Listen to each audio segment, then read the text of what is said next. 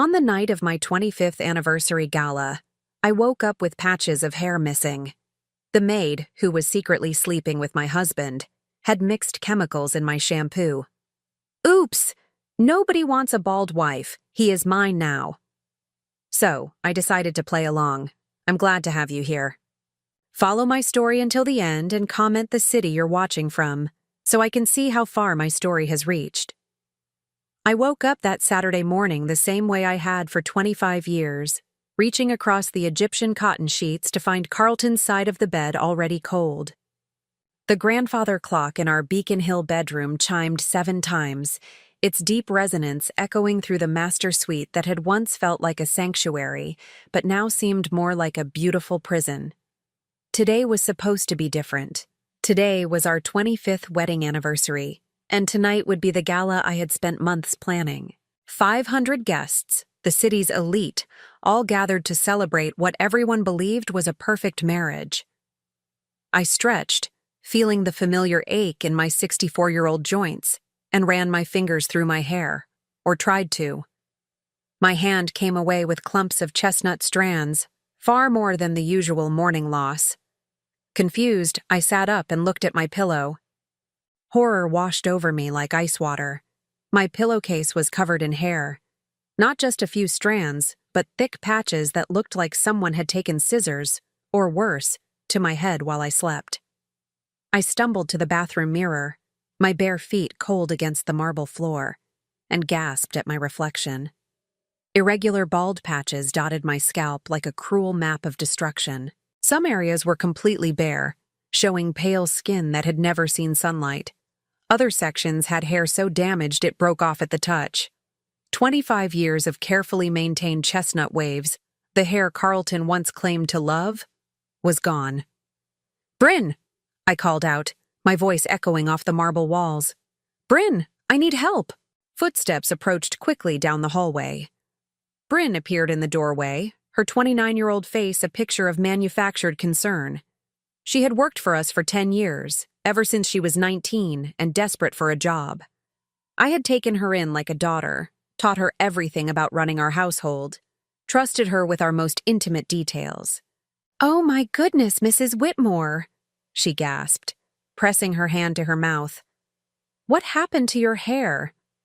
"I don't know," I whispered, touching another damaged section. "I just woke up like this. Could it be my shampoo? Did you notice anything different about it?" Bryn stepped closer, her green eyes scanning the bathroom counter where my luxury hair products sat in their usual neat arrangement. For just a moment, I caught something in her expression. Not shock, but satisfaction. It flickered so quickly I almost convinced myself I had imagined it. "Well," she said slowly, picking up the bottle of shampoo I had used the night before, "this does look a little different. The color seems off." I grabbed the bottle from her hands. The familiar amber liquid inside now had a strange greenish tint, and when I unscrewed the cap, the scent was wrong. Instead of the usual botanical fragrance, there was a harsh chemical smell that made my eyes water. "Someone tampered with this," I said, the words feeling surreal as they left my lips. "Someone put chemicals in my shampoo." Bryn's face transformed then, the mask of concern sliding away to reveal something cold and calculating. She leaned against the marble counter, crossing her arms, and smiled. It was not a kind smile. "Oops," she said, her voice light and mocking. "Nobody wants a bald wife, especially not at 64. He's mine now, Roberta." The casual cruelty of her words hit me harder than the physical destruction of my hair. This wasn't an accident. This wasn't even a crime of passion. This was calculated, deliberate, and designed to humiliate me on the most important day of our marriage celebration. "You did this," I said, not a question but a statement. "You destroyed my hair." "I did," she confirmed with a shrug. "Carlton deserves better than a dried-up old woman clinging to her past beauty. He deserves someone young, someone who can give him what you never could." My legs felt weak, and I gripped the edge of the marble vanity for support. "What are you talking about? Carlton and you are finished. Bryn interrupted. Have been for years, really. You just never noticed because you were too busy playing the perfect society wife, planning your little parties and charity luncheons while ignoring what your husband actually needed. She moved closer, and I could smell her perfume. My perfume, the expensive French fragrance Carlton had given me for Christmas. Seeing her wear it felt like another violation, another theft of my identity. How long? I asked, surprised by how steady my voice sounded despite the earthquake happening inside my chest. 2 years, she said proudly.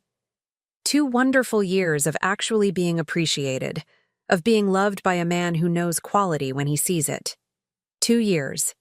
While I had been planning dinner parties and managing household staff and believing that my marriage was simply going through a quiet phase, my husband had been sleeping with the woman I trusted to run my home. The woman I had helped, mentored, treated like family. The gala is tonight, I said weakly. 500 people are expecting— Oh, the gala will go on, Bryn assured me. Carlton wouldn't want to disappoint his business associates, but you won't be attending, not looking like that. Maybe you can help serve drinks in the kitchen instead, if we can find you a hat to cover that mess. She turned to leave, then paused at the doorway. By the way, you might want to start looking at apartments, small ones. Carlton's lawyer will be calling soon. The sound of her heels clicking down the hardwood hallway faded, leaving me alone with my destroyed reflection and the overwhelming scent of chemical damage. I sank onto the marble bench beside the vanity, my hands shaking as the full scope of their betrayal began to register. They had planned this. Not just the affair, but this specific humiliation. They wanted me to look pathetic at my own anniversary celebration, to appear so damaged and pitiful that no one would question Carlton's eventual decision to leave me. They were counting on my vanity, my pride, my desperate need to maintain appearances. I picked up my phone to call my hairstylist, then remembered it was 7 in the morning on a Saturday. Even if I could reach someone, what could they do? The damage was too extensive, too deliberate. No amount of styling could hide the bare patches or repair the chemical burns on my scalp. For 25 years, I had played by their rules. I had been the dutiful wife, the gracious hostess, the woman who never made waves or asked uncomfortable questions. I had trusted, supported, and sacrificed for people who saw me as nothing more than an obstacle to their happiness. But as I sat there in my marble bathroom, surrounded by the expensive trappings of a life built on lies, something new began to grow inside me. Not anger, not yet. Something colder, more calculating. Something that felt remarkably like the patience of a predator who had finally identified her prey. I stood up slowly, studying my damaged reflection one more time. Then I reached for my phone and began making calls. Not to hairstylists or makeup artists or anyone who might help me look presentable for tonight's gala. I called my lawyer. After all, if Carlton and Bryn thought they could destroy me with chemicals and cruelty, they had severely underestimated exactly who they were dealing with. I had spent 25 years learning to be the perfect wife. Now it was time to learn how to be the perfect enemy. 3 hours after my devastating discovery, I sat in the leather chair across from my attorney's mahogany desk, a silk scarf wrapped carefully around my damaged hair. Margaret Chen had been handling my family's legal affairs for 15 years, and her expression grew more grim with each detail I shared. "Chemical hair destruction, you said?" she asked, making notes in her precise handwriting. "That could constitute assault, Roberta. Have you considered filing criminal charges?" "Not yet," I replied, surprised by how calm I sounded. "I need to understand the full scope of what they're planning first." Margaret leaned back in her chair, studying me with the sharp intelligence that had made her one of Boston's most respected family attorneys. "You're not acting like someone who just discovered her husband's infidelity. Most clients come in here emotional, demanding immediate action." I touched the silk scarf self-consciously. 25 years of marriage teaches you that emotional reactions rarely produce the best outcomes. "What do you want me to do?" "I want you to quietly review all our financial arrangements, joint accounts, Properties, investments, insurance policies, everything. I suspect Carlton has been making changes I'm unaware of. Margaret nodded, already reaching for her phone to call her investigative team. What about the anniversary gala tonight? Will you attend? I stood up, smoothing down my navy dress. Of course I will. Carlton and Bryn are expecting me to hide in shame, to cancel the event or make excuses. Instead, I'm going to play the role they least expect. Which is? For the first time that day, I smiled genuinely.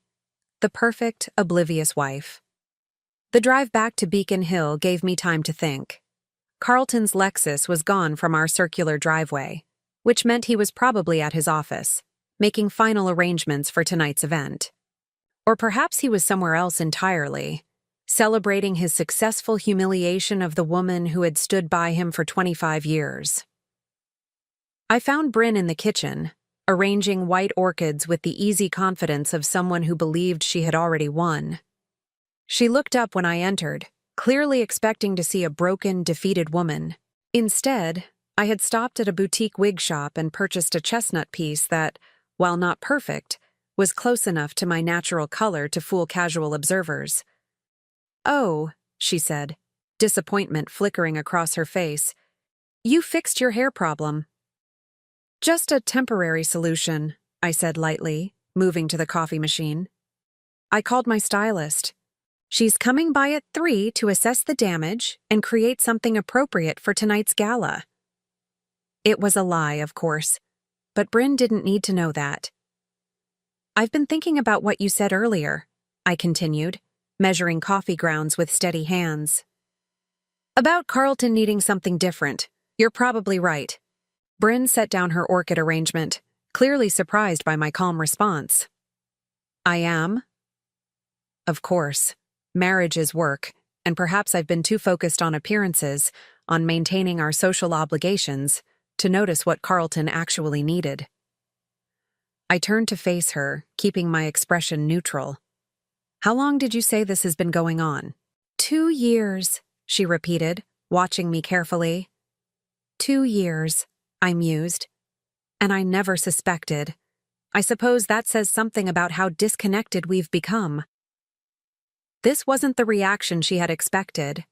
Bryn had prepared for tears, rage, desperate attempts to save my marriage. She hadn't prepared for rational conversation about her betrayal. "You're taking this surprisingly well," she said suspiciously. "What choice do I have?" I asked, pouring coffee into 2 cups. "If Carlton is happier with you, then perhaps it's time for me to accept that and figure out my next steps." I offered her a cup. "Would you like some coffee? We should probably discuss the practical arrangements." Bryn accepted the coffee but didn't drink it. "What kind of practical arrangements?"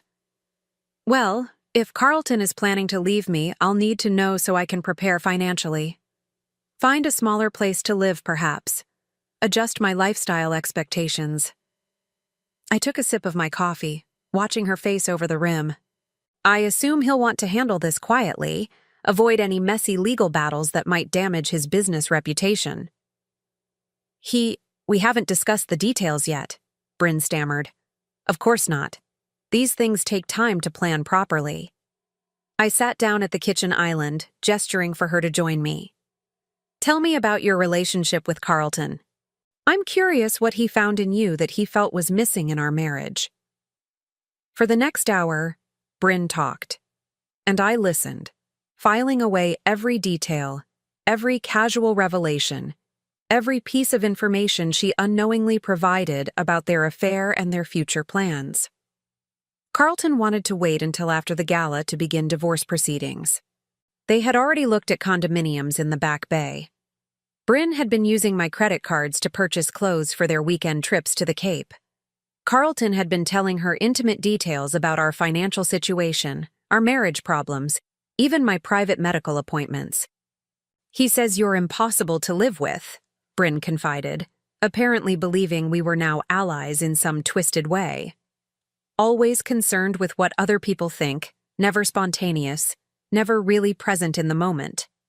That does sound frustrating for him, I agreed. A man needs a woman who can match his energy, his passion for life. Exactly. Bryn's eyes brightened. Carlton is so vital, so full of life. He deserves someone who appreciates that. And you clearly do. I do. I love everything about him, his ambition, his intelligence, even his moods. He's never boring, never predictable. I nodded thoughtfully. It sounds like you two are very compatible. I'm glad he found that kind of connection.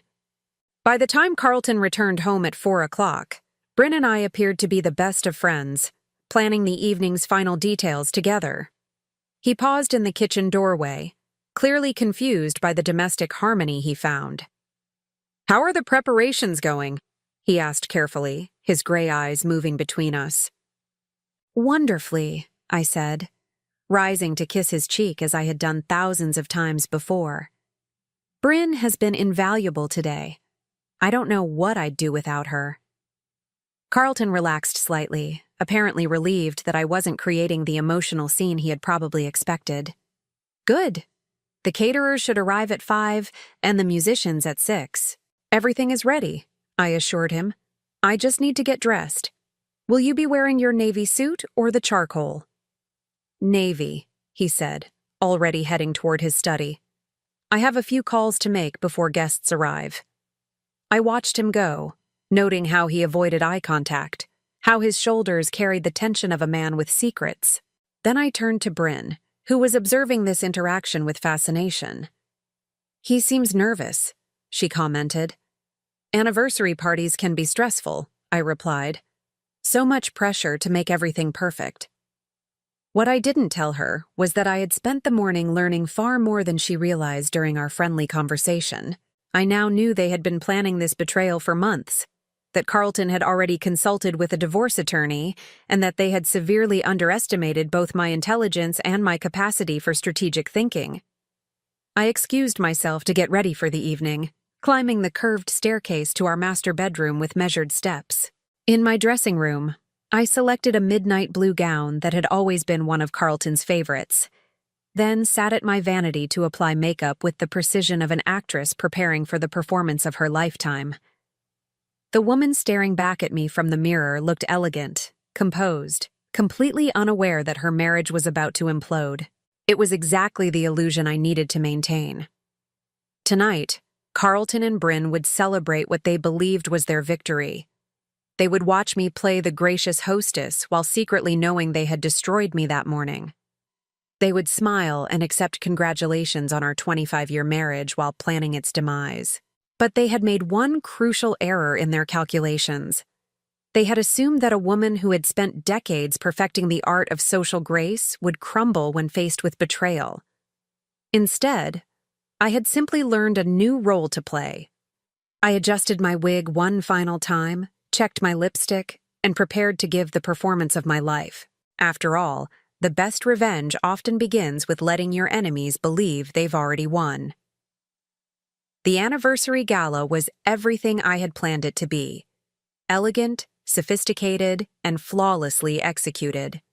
500 guests filled the ballroom at the Fairmont Copley Plaza, crystal chandeliers casting warm light over tables draped in ivory silk. Carlton moved through the crowd like the successful businessman he appeared to be, accepting congratulations on our 25 years of marriage with the easy charm that had first attracted me to him decades ago. I played my part perfectly. The gracious hostess in midnight blue, my carefully styled wig drawing compliments from friends who had no idea what had happened that morning. When people asked about my new hairstyle, I simply smiled and mentioned trying something different for our special night. Bryn worked the event as she always did, coordinating with the catering staff and ensuring every detail ran smoothly. But I caught her watching Carlton throughout the evening, her green eyes following his every movement with possessive intensity. When their gazes met across the crowded room, the brief exchange of looks confirmed everything she had told me that morning. "Roberta, you look absolutely radiant tonight," said Victoria Whitmore, Carlton's sister, as she approached with a glass of champagne. Victoria had never particularly warmed to me during our marriage, but she maintained the polite facade that our social circle demanded. "Thank you, Victoria. I'm so glad you could be here. She studied my face with the sharp intelligence that ran in the Whitmore family. You seem different tonight, more serene. Marriage certainly agrees with you after all these years. If only she knew how different everything really was. I've learned that happiness comes from accepting what life gives you rather than fighting against it. Victoria raised an eyebrow at this philosophical response, but was interrupted by Carlton's approach. He placed his hand on the small of my back with practiced affection, the gesture so automatic, I doubt he even thought about it. "Ladies, are you enjoying the evening?" he asked, his voice carrying the slight strain I had learned to recognize over 25 years. Carlton always got tense at large social gatherings, though he hid it well. "It's a beautiful party, Carlton," Victoria replied. "You two certainly know how to celebrate properly." "Roberta planned everything," he said, and for a moment his smile seemed genuine. "She has exquisite taste." The irony wasn't lost on me. Carlton was praising my taste on the same day his mistress had chemically destroyed my hair. I wondered if he even knew what Bryn had done, or if she had acted independently, driven by her own jealousy and cruelty. "If you'll excuse me," I said graciously, "I should check on the dessert service." I made my way through the crowd, accepting compliments and air kisses from Boston's social elite, until I reached the quiet corridor outside the ballroom. Margaret Chen was waiting for me there, her expression grave. "We need to talk," she said quietly. "What I found today changes everything." We slipped into a small conference room the hotel had provided for private conversations. Margaret opened her briefcase and pulled out a thick folder of documents. "Your instincts were correct about Carlton making financial changes," she began. "But the scope is far worse than you imagined." She spread papers across the polished table, bank statements, property deeds, insurance documents. My chest tightened as I recognized account numbers and signatures, but also saw names and amounts I had never seen before. "Carlton has been systematically moving assets into offshore accounts for the past 18 months, Margaret explained. "The Cayman Islands account alone contains $800,000. $800,000, money that should have been in our joint investments, our retirement planning, our shared future that apparently no longer existed." "There's more," Margaret continued. "He's been taking out loans against your joint properties without your knowledge, using forged documents with your signature. The house in Beacon Hill now has a $700,000 lien against it." I sank into one of the leather chairs, the weight of Carlton's betrayal settling over me like a heavy blanket. It wasn't just an affair. It wasn't even just the cruelty of destroying my hair on our anniversary. This was systematic financial abuse, carefully planned over months or even years. How is this legal? How could banks accept my signature without my presence? "They shouldn't have," Margaret said grimly. "But Carlton has relationships with these institutions going back decades. They trusted him, and he exploited that trust." She pulled out another document, this one official-looking with a government seal. "But this is the most shocking discovery. I ran a background check on Bryn Morrison, as you requested. I looked at the document, not understanding at first what I was seeing. Birth certificate, family records, employment history. Then one line jumped out at me, and I felt the room spin slightly. Father, Charles Whitmore. Charles Whitmore, Carlton's father who had died 5 years ago. Bryn is Carlton's half-sister," Margaret said quietly. "Charles had an affair with her mother in 1994, but never acknowledged paternity. Bryn's mother died when she was 17, and she's been on her own ever since." My mind raced through the implications. Bryn hadn't just stumbled into our lives as a young woman needing work. She had sought us out deliberately, knowing exactly who we were, what we represented, what she felt she was owed. "Does Carlton know?" I whispered. "I believe he does. Look at this." Margaret showed me another document, a DNA test dated 6 months ago, confirming the biological relationship between Carlton and Bryn Morrison. 6 months ago. right around the time their affair had escalated from casual flirtation to full sexual relationship. The timing couldn't be coincidental. "They're not just lovers," I said, the pieces falling into place with sickening clarity. "They're partners in stealing everything Charles Whitmore left behind. Everything that should have been shared with his legitimate family. It appears so.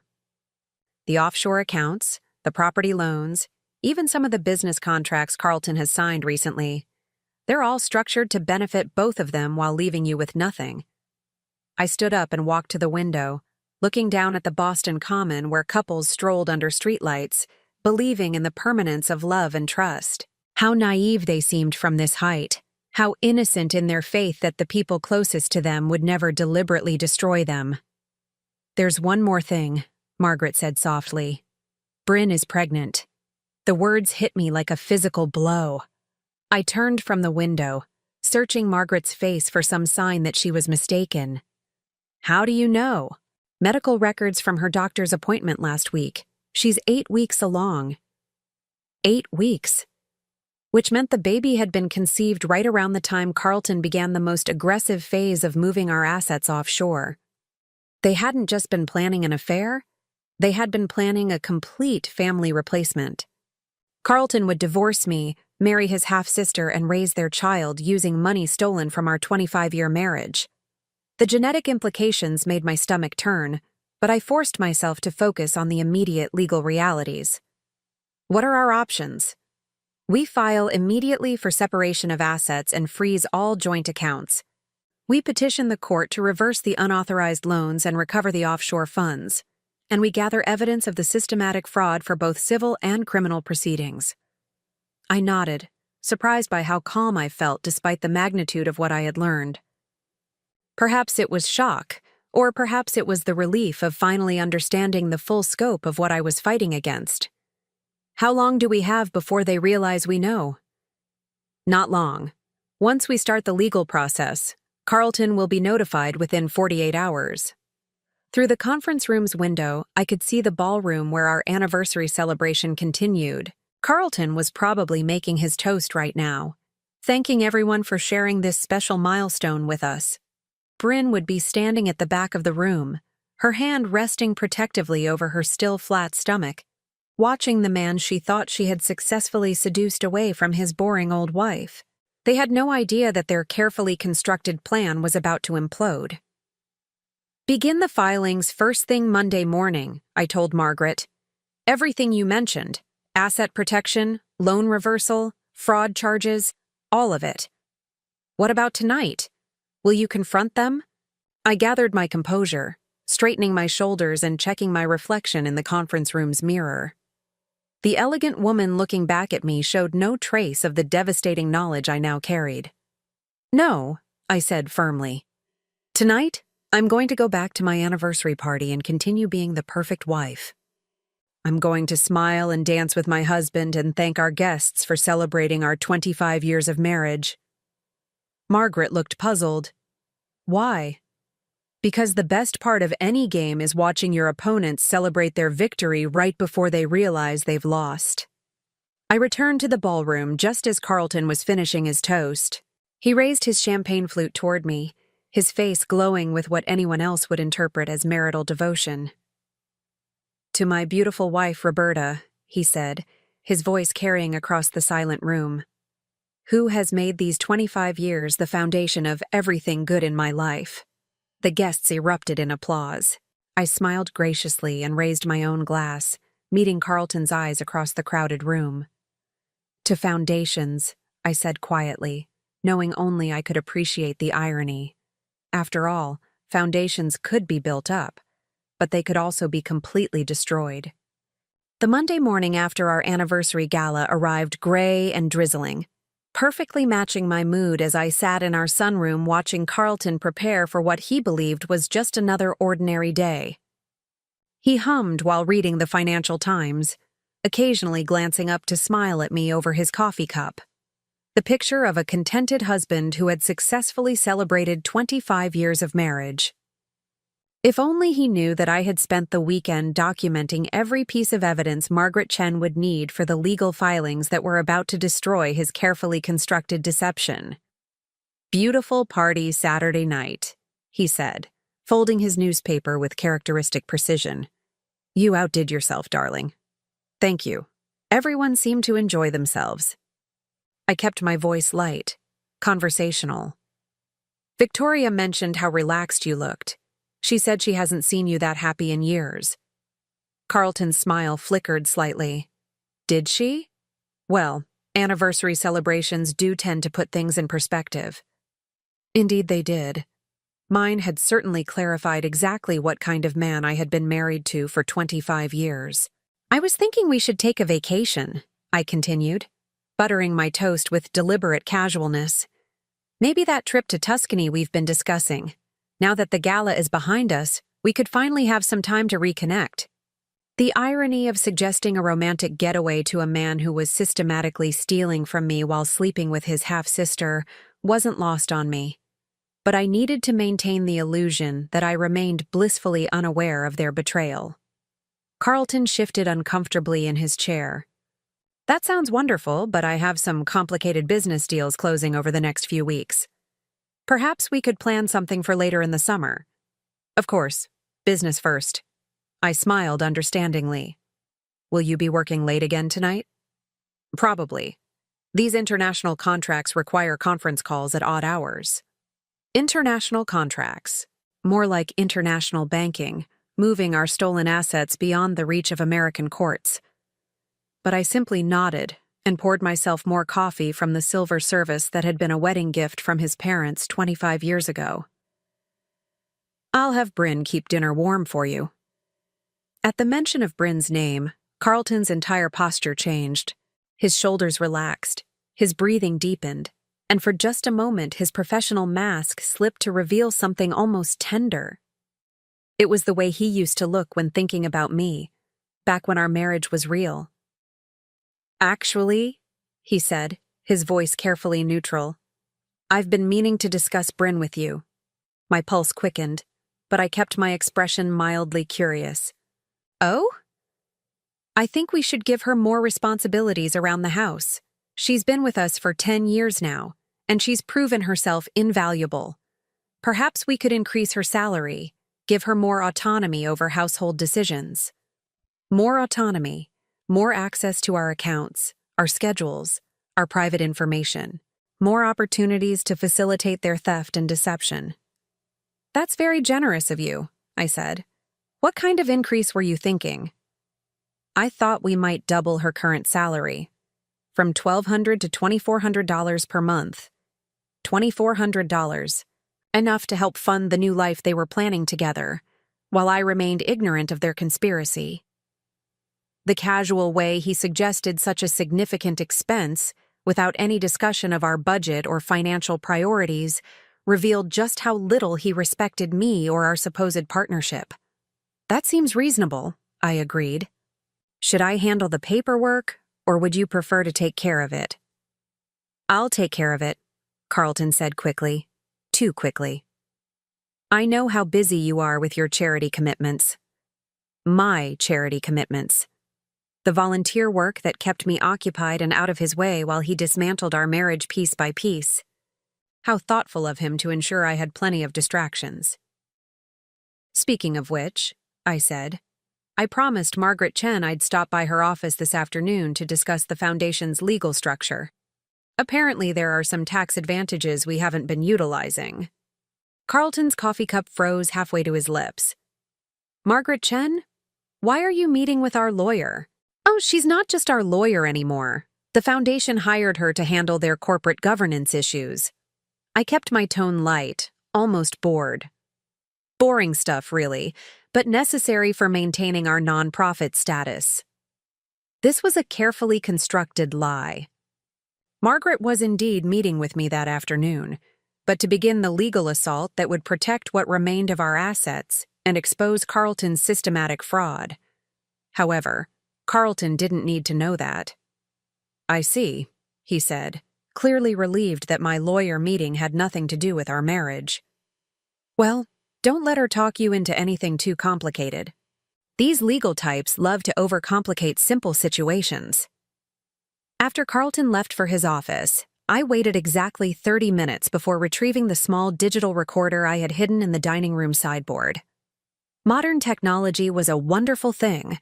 Devices no larger than a thumb drive could capture hours of conversation with perfect clarity. I had been recording every interaction with Carlton and Bryn since Saturday night, building a comprehensive audio diary of their deception. Carlton's offer to double Bryn's salary, his reluctance to take a vacation, his obvious discomfort when I mentioned meeting with Margaret, all of it was now preserved as evidence.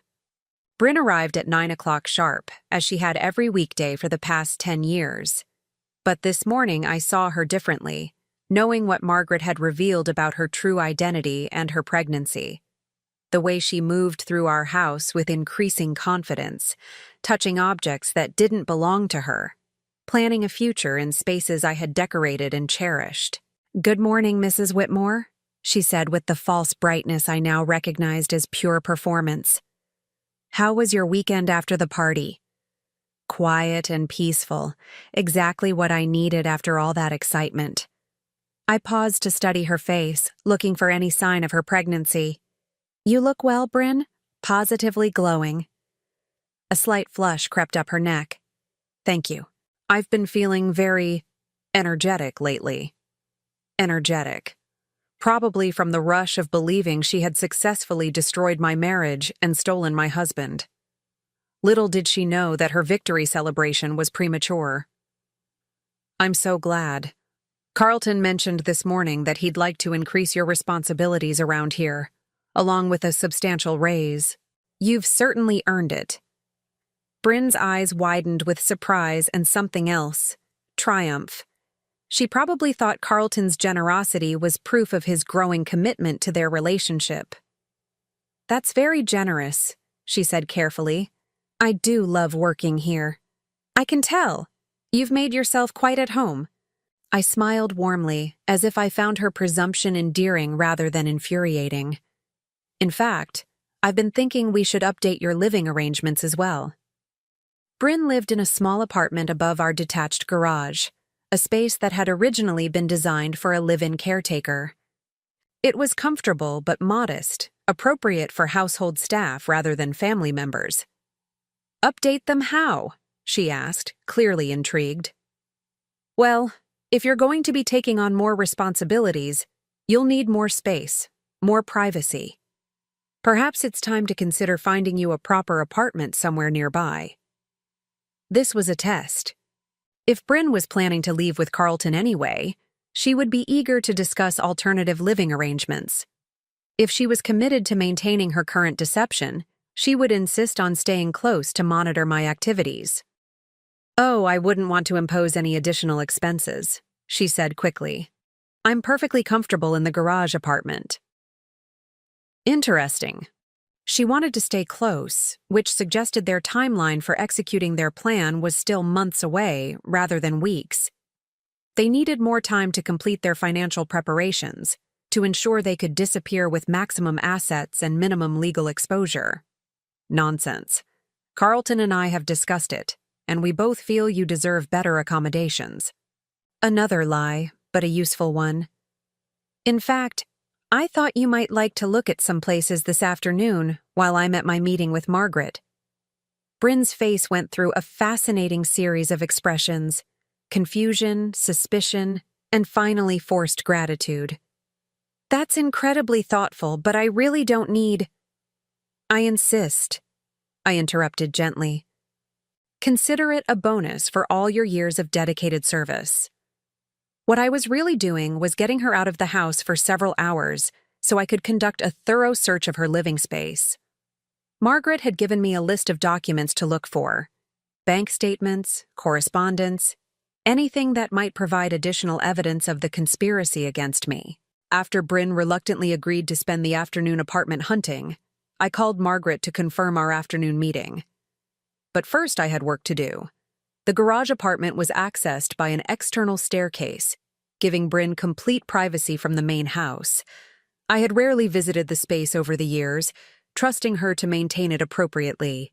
Now I climbed those stairs with a very different purpose. What I found inside shocked me more than I had expected. The modest apartment I remembered had been transformed into something resembling a shrine to Carlton. Photographs of him covered every surface, some taken at family gatherings, others candid shots taken without his knowledge. Magazine articles featuring his business successes were framed on the walls. Even more disturbing was a collection of my personal items that had gone missing over the years. Jewelry, scarves, perfume bottles, displayed on her dresser like trophies. But the most damaging evidence was hidden in a shoebox under her bed. Bank statements showing regular deposits from Carlton's personal account. Copies of legal documents related to the offshore banking arrangements. And most shocking of all, a handwritten timeline detailing their plan to systematically drain our joint assets before filing for divorce. According to Bryn's notes, they had originally planned to wait until our anniversary had passed to avoid any suspicious timing. The baby had accelerated their schedule, but they still intended to complete several more asset transfers before making their move. I photographed everything with my phone, careful to return each item to its exact original position. Then I made one additional discovery that changed everything I thought I knew about their relationship. A love letter from Carlton, dated just 3 days ago, expressing his eagerness to finally be free to love you openly and his excitement about the child we've created together. But the most revealing line was his confession that, "Knowing you're my father's daughter makes this even more meaningful. We're not just lovers, we're family reclaiming what should have been ours from the beginning." They knew. They both knew they were half-siblings, and far from being disturbed by the genetic relationship, they saw it as justification for their theft and betrayal. In their twisted logic, Bryn's illegitimate connection to Charles Whitmore gave them the right to steal everything I had helped Carlton build during our marriage. I sat in Bryn's violated living space, surrounded by evidence of 25 years of deception, and felt something I hadn't experienced since childhood. Pure, crystalline rage. Not the hot anger that makes people act impulsively, but the cold fury that makes them act decisively. By the time I met Margaret that afternoon, I had enough evidence to destroy them both completely. The question was no longer whether I could protect myself. It was how thoroughly I wanted to devastate the people who had betrayed me so completely. As it turned out, the answer was very thoroughly indeed. 3 weeks had passed since I discovered the full scope of Carlton and Bryn's betrayal, and I had spent every day of that time preparing for this moment. Tonight was the annual Whitmore Foundation Charity Gala, an event I had organized for 15 consecutive years, raising millions for children's literacy programs across New England. It was also going to be the stage for the most important performance of my life. The ballroom at the Four Seasons sparkled with understated elegance. 800 guests mingled beneath crystal chandeliers. The cream of Boston society gathered to support a worthy cause while enjoying an evening of fine wine and strategic networking. Carlton moved through the crowd with his usual confidence, accepting praise for our foundation's work as if he had been personally teaching children to read rather than systematically stealing from the organization's benefactors. I watched him from across the room, noting how he kept glancing toward the service entrance where Bryn was coordinating with the catering staff. She looked radiant in a black cocktail dress that cleverly concealed her growing pregnancy, now 12 weeks along according to the medical records Margaret had obtained. Her hand would occasionally drift to her still flat stomach in an unconsciously protective gesture that made my chest tighten with rage. They thought they were so clever, carrying on their affair in plain sight while I remained the oblivious wife. What they didn't know was that I had been recording their every conversation, documenting their every move, and preparing a trap so comprehensive that escape would be impossible. "Roberta, you look absolutely stunning tonight," said Patricia Ashworth, the wife of Boston's most prominent federal judge. "That sapphire necklace is extraordinary." I touched the vintage Van Cleef & Arpels piece that had belonged to Carlton's mother. "Thank you. It seemed appropriate for such a special evening." What I didn't mention was that I had spent the afternoon having the necklace appraised and photographed for insurance purposes.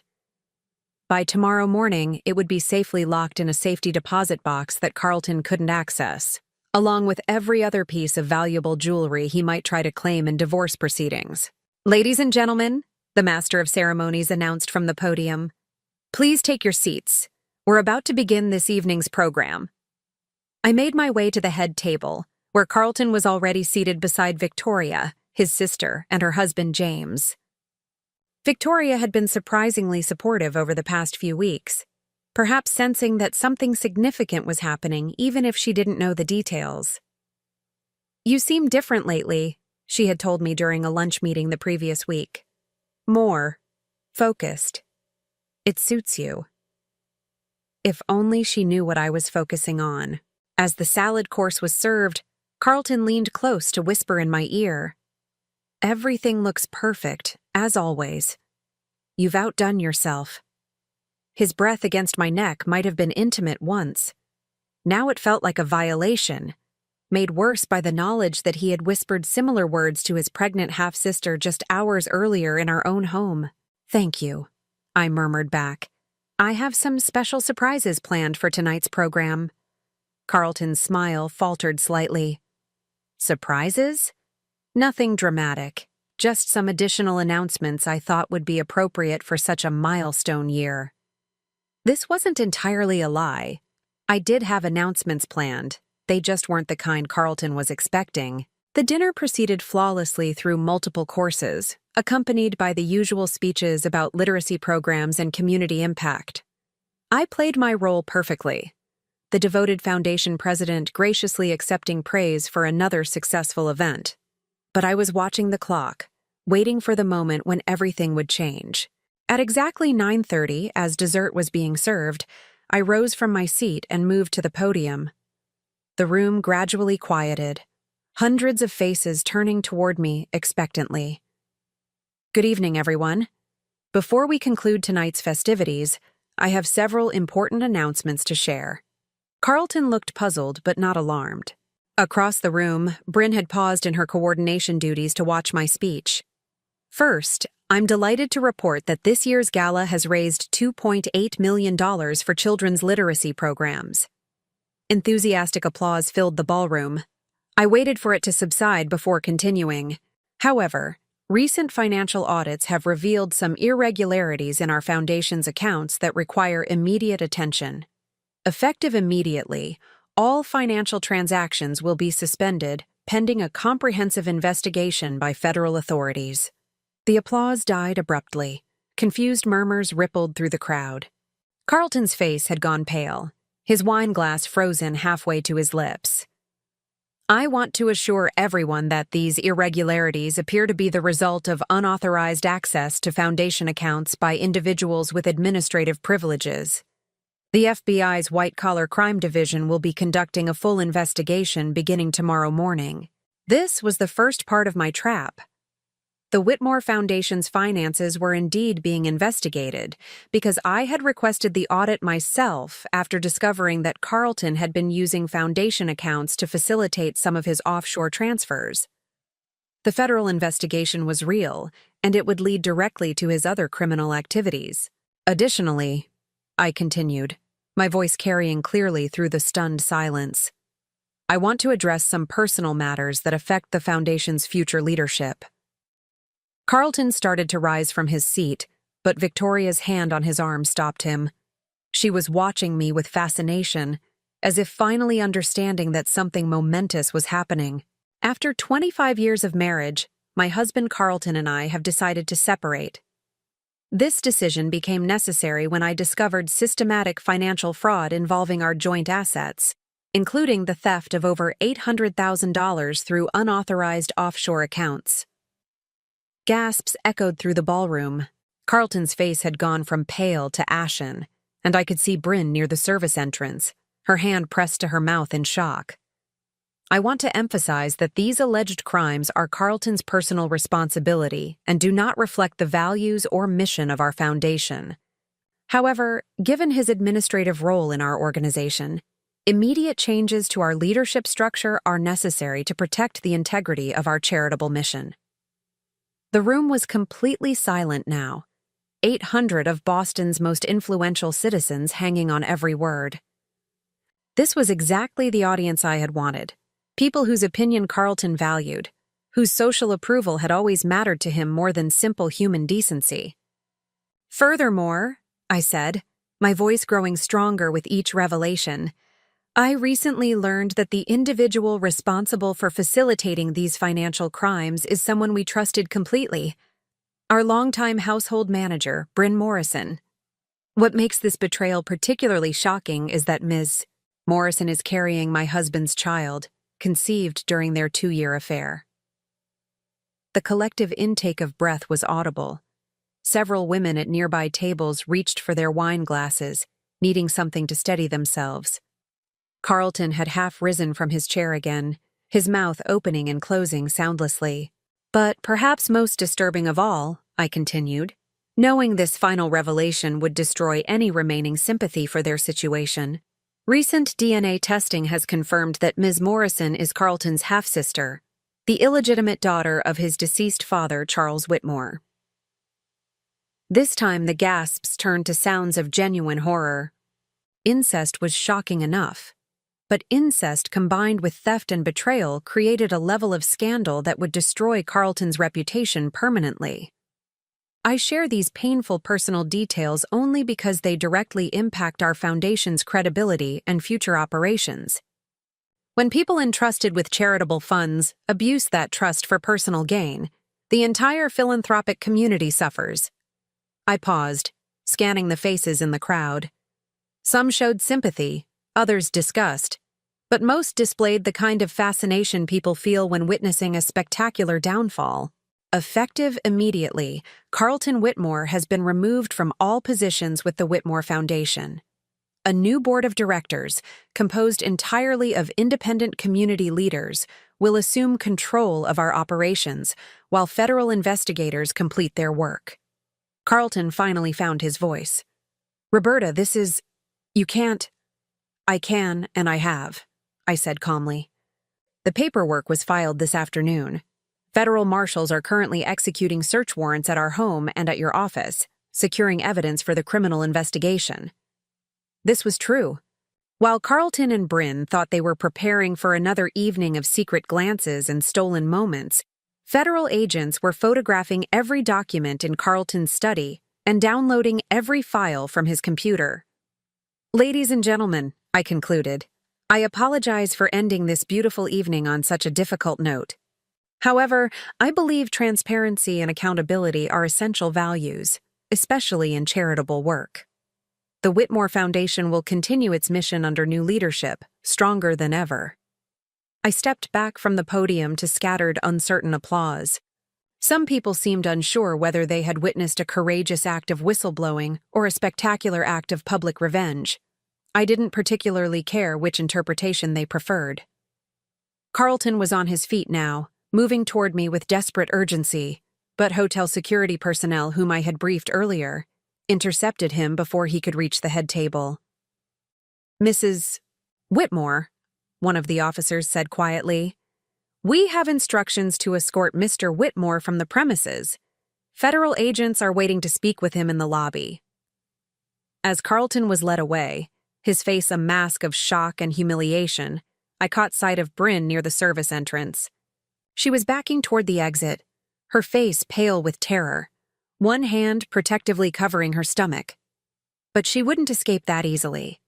Federal agents were waiting for her as well, with questions about her role in facilitating Carlton's financial crimes and her use of fraudulent identification to gain employment in our household. Victoria approached the podium, her expression a mixture of admiration and concern. Are you all right? She asked quietly. I'm better than I've been in years, I replied honestly. For the first time in decades, I know exactly where I stand. What will you do now? I looked around the ballroom, at the faces of people I had known for decades, people who would spend the next several months dissecting every detail of Carlton's downfall. Some would whisper that I had been too harsh, too public in my revenge.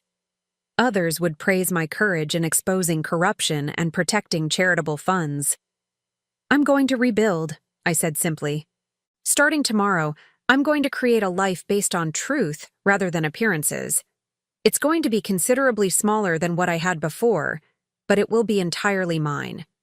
As federal agents led Carlton and Bryn away in handcuffs, a sight that would dominate Boston social media for weeks, I felt something I hadn't experienced in 25 years.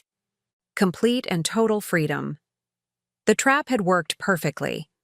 Carlton would face federal charges for fraud, money laundering, and theft. Bryn would be charged as an accomplice and would likely serve time in federal prison, where giving birth to her half-brother's child would be the least of her problems. And I would be free to discover who I really was when I wasn't busy being the perfect wife to a man who had never deserved my devotion. It was, I realized, the best anniversary gift I had ever given myself. 6 months after the night that changed everything, I stood in the kitchen of my new home in Cambridge, watching the morning light filter through gauze curtains as I prepared coffee in a simple French press. The ritual was slower than the elaborate espresso machine I had operated for 25 years in Beacon Hill, but there was something deeply satisfying about the deliberate pace, the attention required for each step. My new life was full of such small revelations. The house itself was a Victorian cottage I had purchased with my own money that had been rightfully mine all along, once federal investigators finished unraveling Carlton's financial deceptions. It was perhaps 1/10 the size of our former mansion, but every square foot belonged entirely to me. No shared mortgages, no joint accounts, no hidden liens or secret obligations. The legal proceedings had moved with surprising speed once federal authorities became involved. Carlton's offshore accounts had been frozen within days, and his systematic fraud had been so well documented that plea negotiations began almost immediately. His lawyers had advised cooperation in exchange for reduced sentencing, which meant I learned details about his deceptions that I might never have discovered otherwise. The depth of his betrayal had been staggering. For more than 3 years, he had been systematically draining not just our joint accounts, but also the Whitmore Foundation's emergency reserves, using the stolen funds to purchase properties that he registered under false names. The total amount approached $1.6 million by the time investigators finished their calculations. But perhaps more painful than the financial theft was the revelation of how long I had been living a lie. Carlton's affair with Bryn hadn't lasted 2 years, as she had initially claimed. It had begun almost immediately after she joined our household 10 years ago, when she was 19 and he was 57. What I had interpreted as fatherly mentorship had actually been grooming, and what I had seen as household efficiency had been the systematic invasion of my privacy and dignity. My phone buzzed with a text message, interrupting my morning reflection. Margaret Chen, checking on my adjustment to civilian life, as she jokingly called my existence outside the federal investigation. Margaret. Coffee later. I have updates on the sentencing. Me. My place at 2? I'll make lunch. Cooking had become one of my unexpected pleasures in this new life. For 25 years, elaborate meals had been Bryn's responsibility or the caterer's art. Now I was discovering the meditative quality of chopping vegetables, the satisfaction of creating something nourishing with my own hands. At exactly 2 o'clock, Margaret knocked on my front door. She looked more relaxed than I had seen her during the intense months of legal proceedings, wearing jeans and a casual sweater instead of her usual courtroom armor. "This place is perfect," she said, settling into one of the comfortable armchairs I had chosen for my small living room. "How are you adjusting?" "Better than I expected." I poured tea from a ceramic pot, another small ritual that marked my new life. Some days I wake up and can't believe how quiet it is. No staff, no social obligations, no one needing anything from me except what I choose to give. And Carlton's sentencing? The question I had been both anticipating and dreading. What did the judge decide? Margaret's expression grew serious. 7 years for Carlton, 3 for Bryn. They'll serve their time in separate federal facilities, and Carlton will be required to make full financial restitution to both you and the foundation. 7 years. Carlton would be 74 when he was released, his business reputation destroyed, his social standing obliterated. Bryn would serve her time in a women's federal prison, giving birth to her child under circumstances I couldn't allow myself to contemplate too deeply. "How do you feel about that?" Margaret asked gently. I considered the question seriously.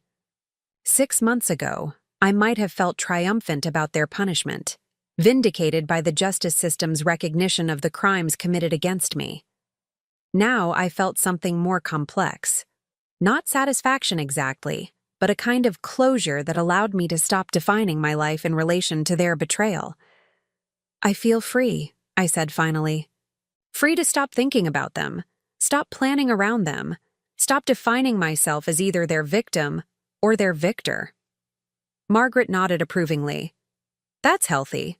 What about Victoria? Have you stayed in touch?" Victoria Whitmore had surprised me throughout the legal proceedings. Rather than defending her brother or maintaining family loyalty, she had publicly supported my decision to expose his crimes.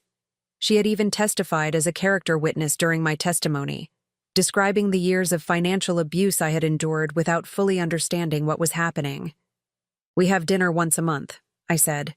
"She's dealing with her own shame about not recognizing Carlton's character earlier, but we found an unexpected friendship in our shared experience of having been deceived by someone we trusted."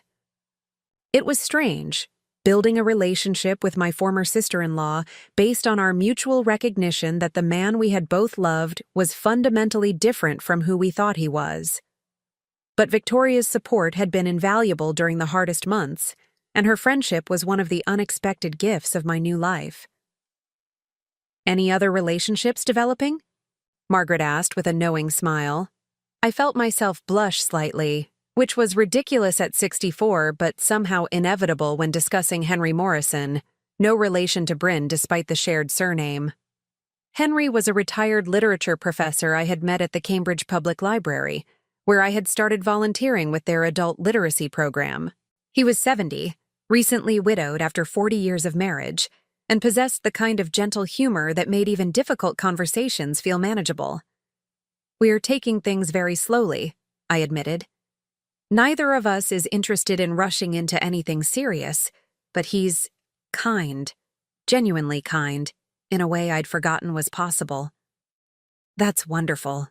You deserve kindness." After Margaret left, I found myself walking through my small house, taking inventory of the life I was building piece by piece. The living room contained books I had actually chosen rather than volumes selected for their impressive spines. The bedroom featured a comfortable reading chair positioned beside a window, where morning light made reading a pleasure rather than a duty. Most importantly, the house contained no photographs of my previous life. I had packed away the albums documenting 25 years of marriage, not out of bitterness, but because those images belonged to a woman who no longer existed. The Roberta who had posed beside Carlton at charity events, who had smiled graciously while being systematically robbed and betrayed, who had measured her worth by her ability to maintain appearances. That woman had died the morning I woke up with patches of missing hair. The woman who had replaced her was still discovering her own preferences, her own priorities, her own capacity for joy and simple pleasures. My hair had grown back, healthier than before, and now cut in a shorter, more practical style that required no elaborate maintenance. I had kept one of the expensive wigs from my recovery period, not the one I had worn to Carlton's sentencing, but a simpler piece that I sometimes used when I wanted to feel more formally presented. Most days, though, I preferred my natural hair, gray-streaked and unpretentious. The doorbell rang again, interrupting my reflection. Through the window, I saw Henry on my front porch, holding a small bouquet of daffodils and wearing the slightly nervous expression he always displayed when making unplanned visits. "I hope I'm not intruding," he said when I opened the door. "I was walking past and thought you might enjoy these. The first of the season."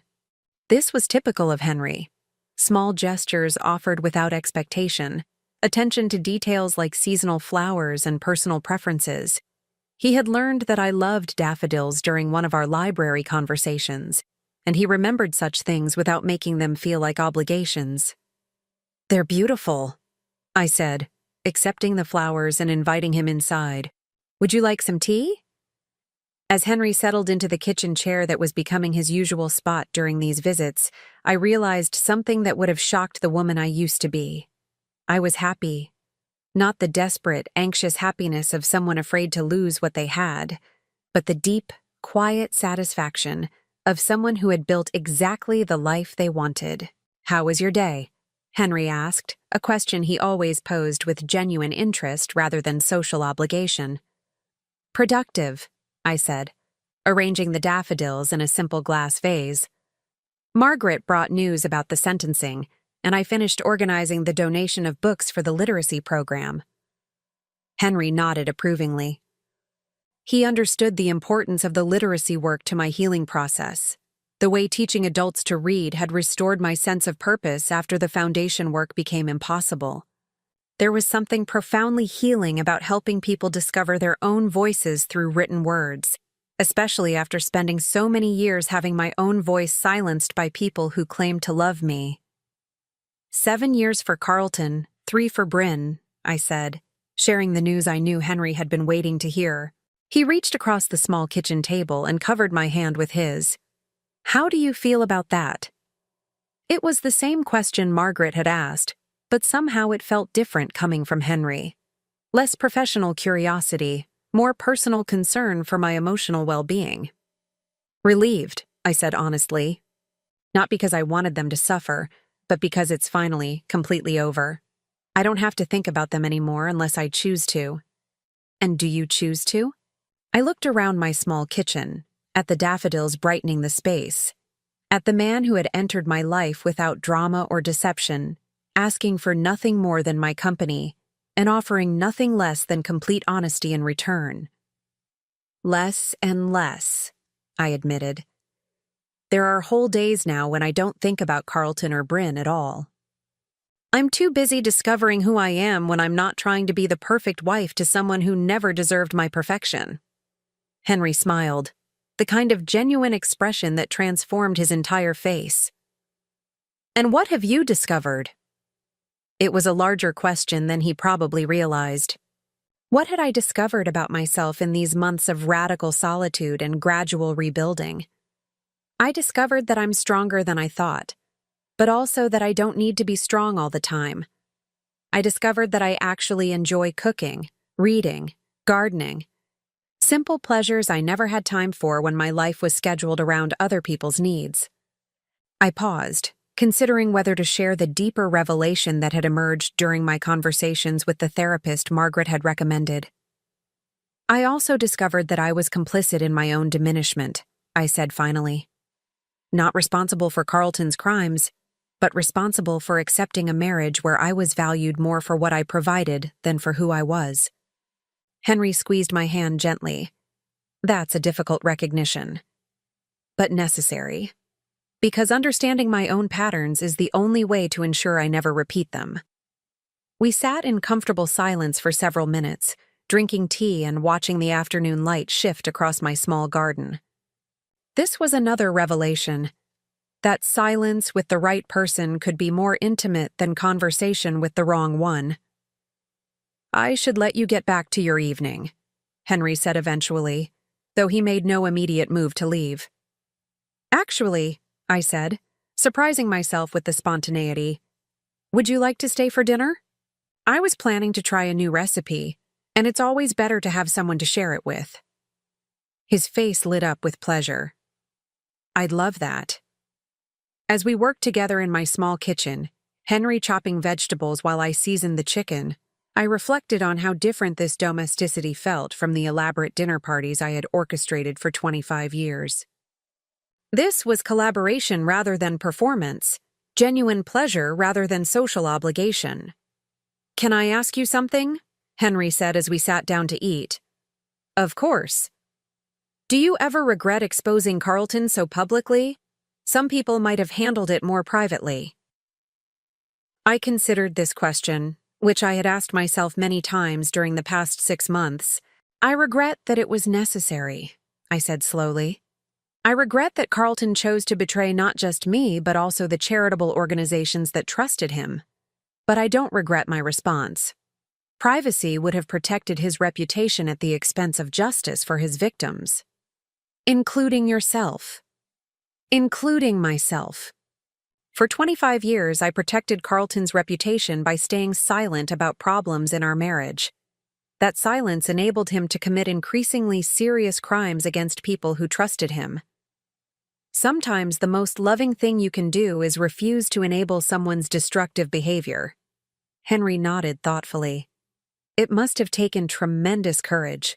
Actually, by the time I stood up at that podium, it felt less like courage and more like inevitability. I had spent so many years being afraid of disappointing people, afraid of making scenes, afraid of not being perfect. Once I stopped being afraid, the choice became clear.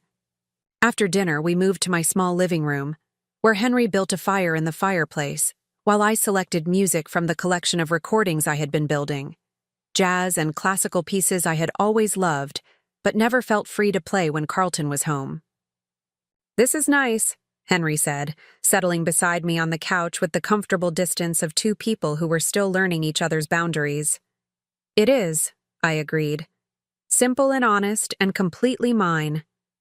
As the fire crackled and soft piano music filled the room, I felt something I had never experienced during my marriage. Complete contentment with exactly where I was and who I was with. No anxiety about the future, no regrets about the past, just the peaceful satisfaction of a life lived according to my own values rather than other people's expectations. When Henry left that evening, he kissed my cheek gently and said, "Thank you for a lovely evening, Roberta. I hope we can do this again soon." I'd like that very much. After he left, I sat by the dying fire, thinking about the long journey from the woman who had awakened 6 months ago to discover her life was built on lies, to the woman I was becoming. The process hadn't been easy. There had been nights of rage, days of grief, weeks of uncertainty about what came next. But as I prepared for bed in my small, honest house, I realized that every moment of difficulty had been worth it for this. The knowledge that I was finally living a life that was entirely my own. Carlton and Bryn had tried to destroy me with chemicals and cruelty, believing that a 64-year-old woman would crumble under the weight of their betrayal. Instead, they had freed me from a prison I hadn't even realized I was living in. The woman who had spent 25 years being the perfect wife was gone forever. In her place was someone stronger, wiser, and infinitely more content with the beautifully imperfect life she was building, one honest day at a time. And that, I realized as I turned off the lights and headed upstairs to my peaceful bedroom, was the greatest revenge of all. Now, I'm curious about you who listened to my story. What would you do if you were in my place? Have you ever been through something similar? Comment below, and meanwhile, I'm leaving on the final screen 2 other stories that are channel favorites, and they will definitely surprise you. Thank you for watching until here.